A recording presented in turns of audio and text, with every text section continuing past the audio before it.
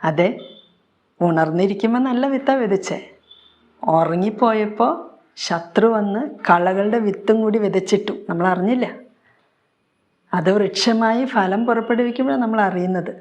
അതുകൊണ്ട് ഈശോ പറഞ്ഞ് ജാഗരൂകരായിരിക്കുവിൻ. നമുക്ക് ജാഗ്രത വേണം, ജാഗരൂകത വേണം, ഫോർസൈറ്റ് വേണം, വെയ്ക്ക്ഫുൾനെസ് വേണം, ഉണർവ്.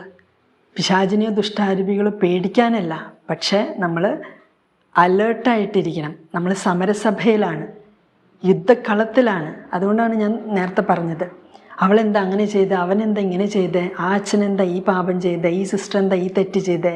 അപ്പോൾ ആരായാലും, ഏത് മനുഷ്യനായാലും, നമ്മൾ ഏത് പാപമാണ് ചെയ്യുന്നത്, നമ്മുടെ ഏത് ഭാഗം ഉപയോഗിച്ചിട്ടാണ്, ശരീരമാണോ മനസ്സാണോ മെമ്മറിയാണോ,